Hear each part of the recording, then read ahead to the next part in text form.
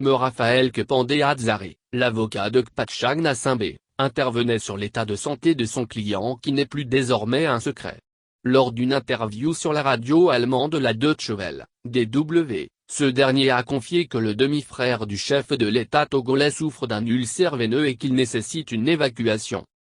Il est clair aujourd'hui que la santé de Kpatchag Nassimbe s'est complètement dégradée. Plus concrètement, le député Kpatchag Nassimbe souffre d'un ulcère veineux qui se caractérise par une plaie qui se localise à sa jambe droite qu'il soigne depuis plus de 5 ans, mais qui ne se cicatrise pas, a confié Me Raphaël Kepandé Atzaré.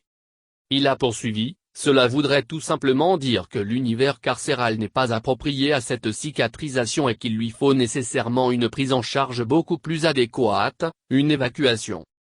Selon les informations, le détenu a demandé une évacuation à l'étranger afin de bénéficier des soins adéquats. À la question de savoir ce qui bloque une évacuation, l'avocat a répliqué: je ne saurais le dire.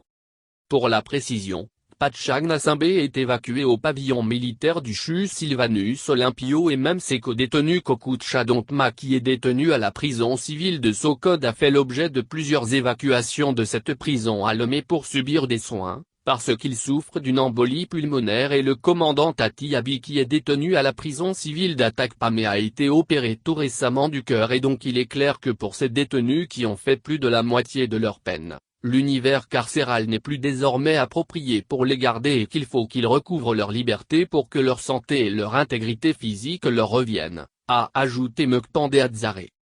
À cet effet, il interpelle le chef de l'État togolais, Faure Gnassingbé, à revoir sa copie relativement à l'état de santé de son demi-frère. Aussi, l'avocat a également interpellé les représentants des missions consulaires et diplomatiques accréditées au Togo et le gouvernement, notamment le département du garde des Sceaux, ministre de la Justice et de son collègue des droits de l'homme et de la formation civique, toutes les institutions en charge des droits de l'homme comme la Commission nationale des droits de l'homme, le médiateur de la République ainsi que toutes les organisations des droits de l'homme au Togo à prendre à bras le corps ce problème pour que définitivement soit soldé ce dossier.